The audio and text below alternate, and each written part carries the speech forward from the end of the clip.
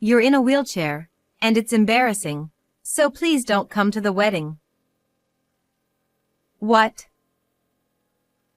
I mean, if my fiancé finds out I have a disabled family member, it would be so humiliating, don't you think? The words from my sister-in-law, dressed in a wedding gown, left me dumbfounded as I sat in my wheelchair. The reason I began using a wheelchair was due to an accident at a ski resort during college with some friends. That's how I met my husband, George, during rehabilitation. When I learned I would never walk again, I was devastated, and living with the limitations was tough. But during my treatments, I met George, who was a caregiver, and we got married. His sister, Coco, and their mother, Kelly, warmly welcomed me, and I thought I could finally be happy. Do you know how exhausting it was to pretend to be nice to someone like you?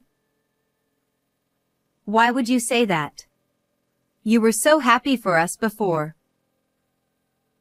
Well, if people found out I was against the marriage because of your disability, that would be bad for my image, wouldn't it? I was still looking for a husband back then.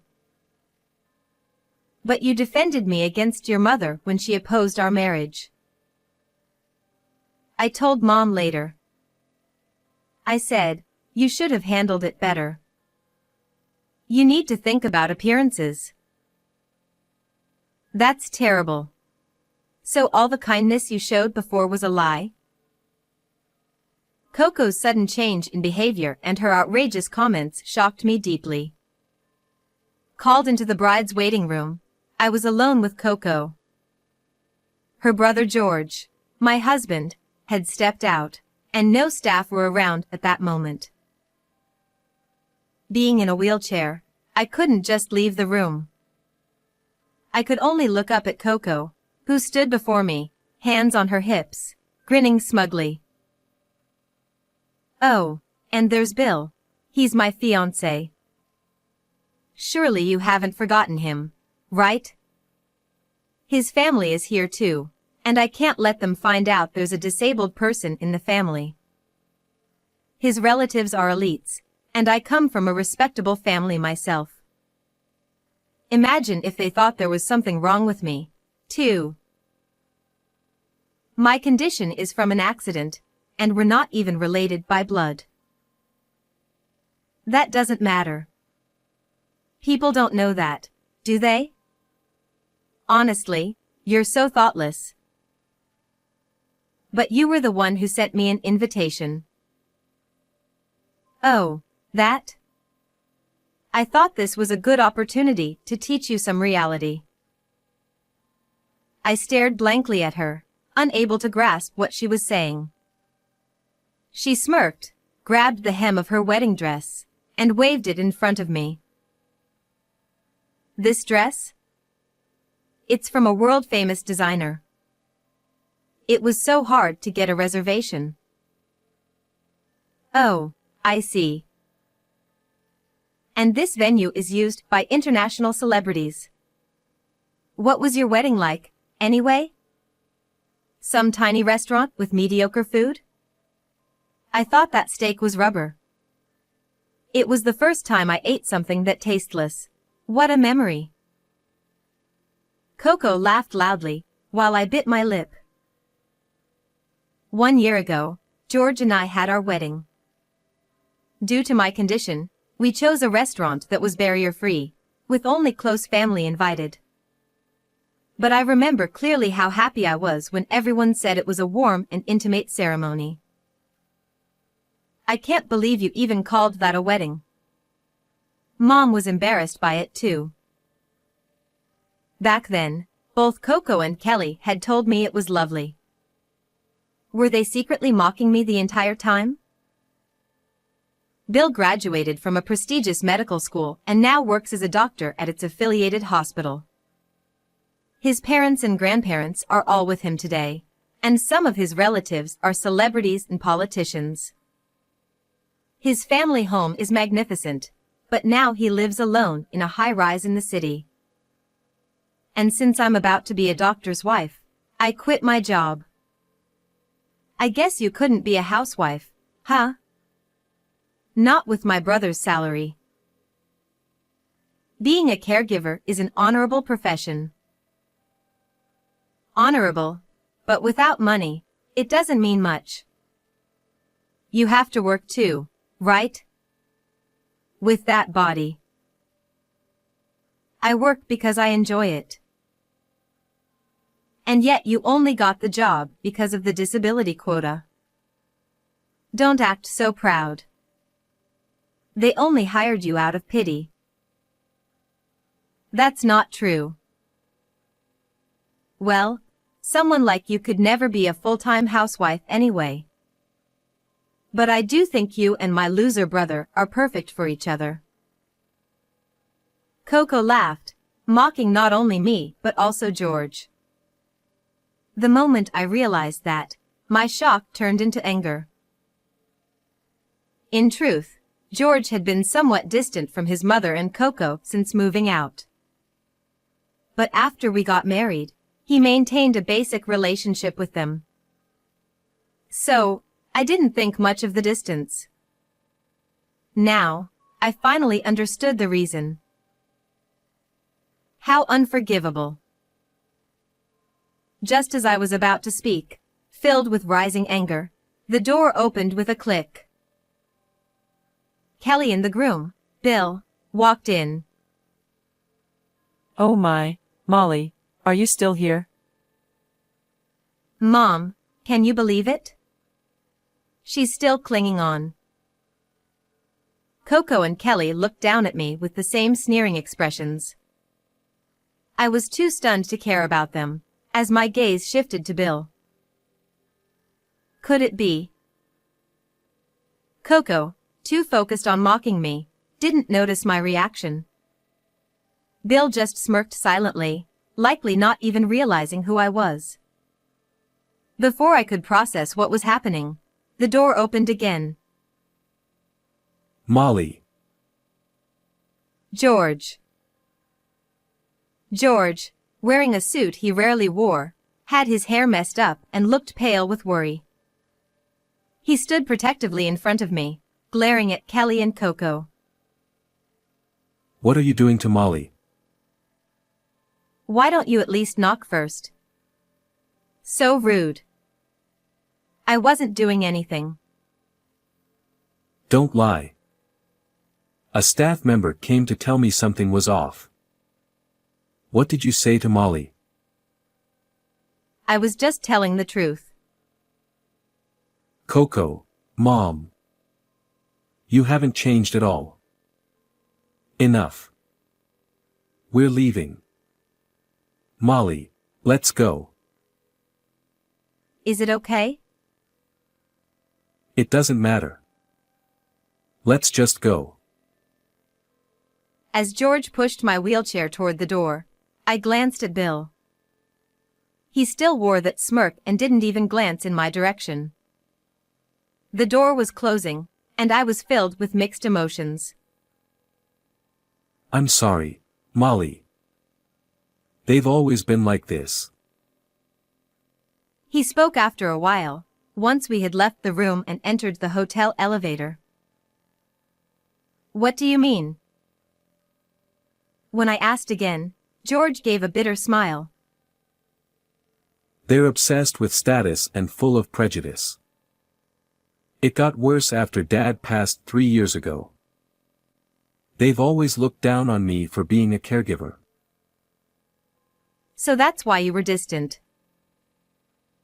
When I married you, I didn't want to introduce them, but I couldn't just cut ties.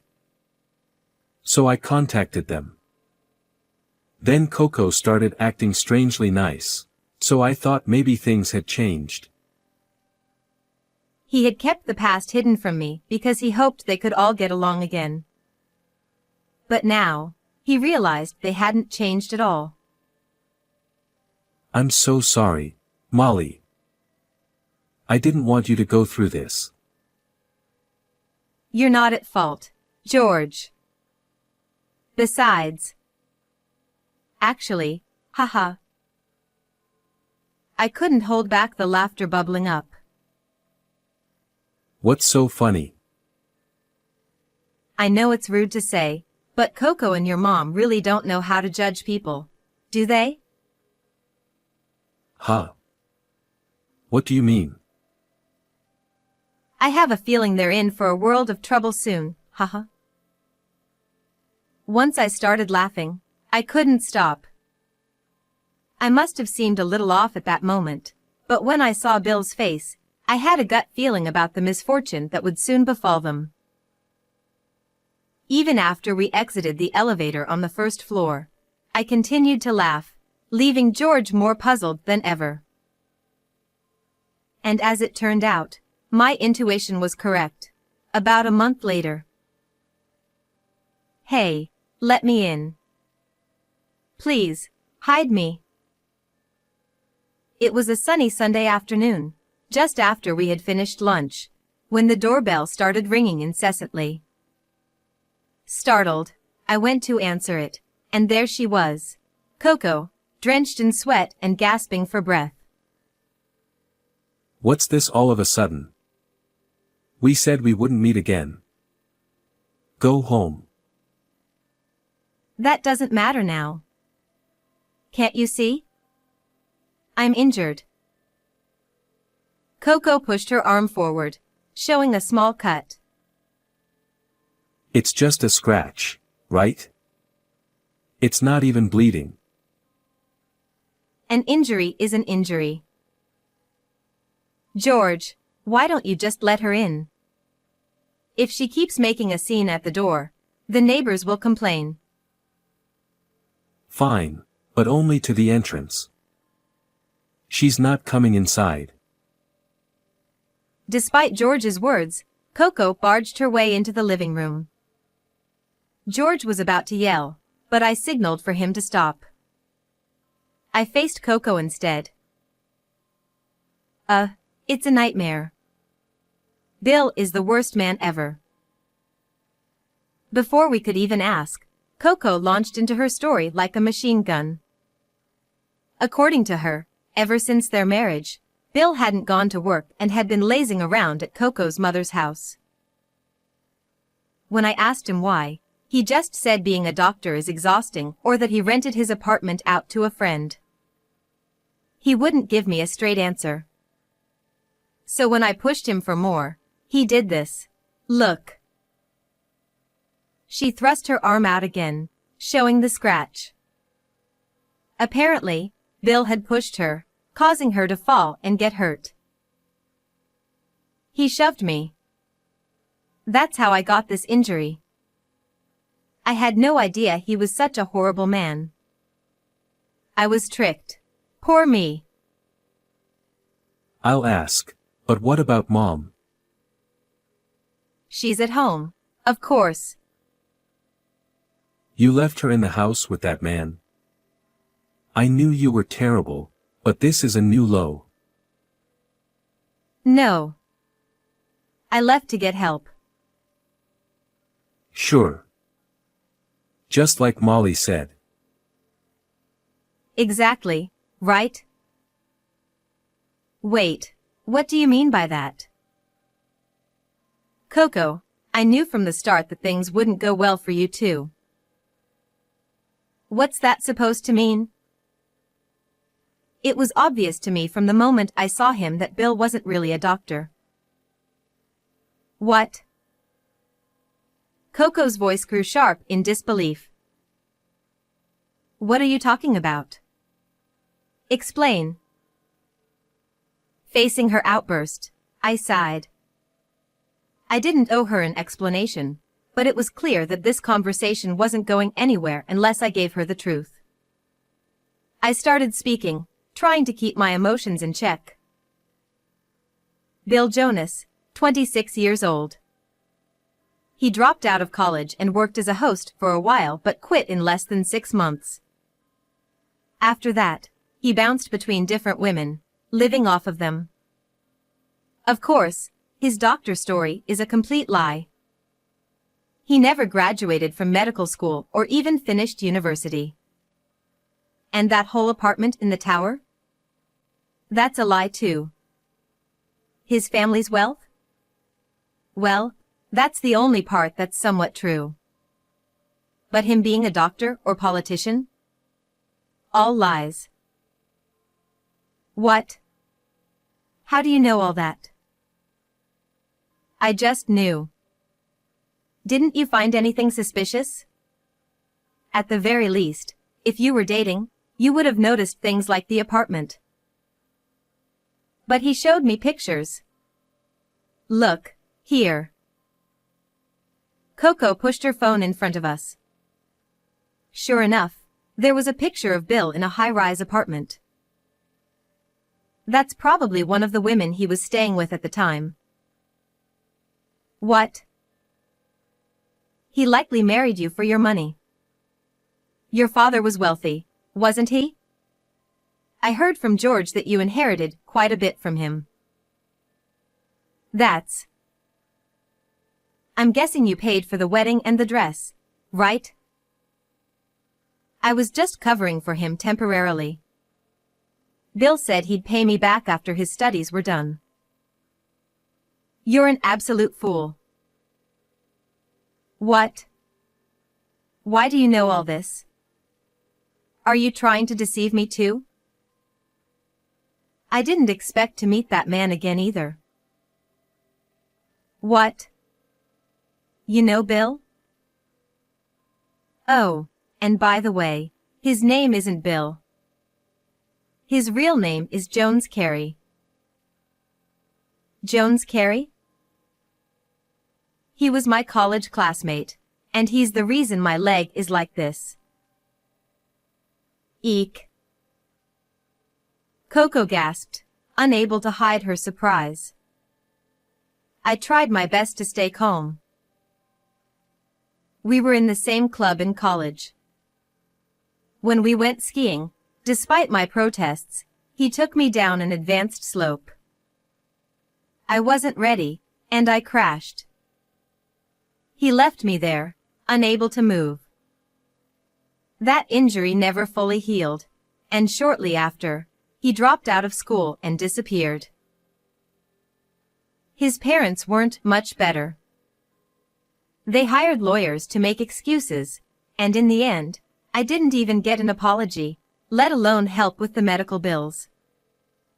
I was emotionally and physically drained and couldn't fight back. When I saw him at your wedding, I was shocked. His parents were there too, acting as if nothing had happened.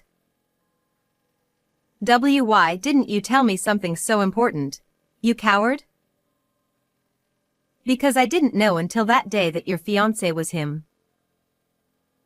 Shut up. You're his classmate, right? Then do something. Oh, but you seem perfectly fine. You don't need my help. What are you talking about? Why would you need a defective person like me? Handle it yourself. I'm sorry. I'll apologize. Just help me. I don't need your apology. Now, please leave. Wait, you're telling me to go back to that scumbag? Please, I'm begging you. George forcefully pushed the crying Coco out the door. She continued to make a fuss, but... Keep it up, and I'll call the police. At last, Coco seemed to give up, sobbing as she walked away. I watched her through the gap in the curtains, letting out a long sigh. Afterward, Coco confronted Bill with the truth and tried to get a divorce, but he flew into a rage and refused.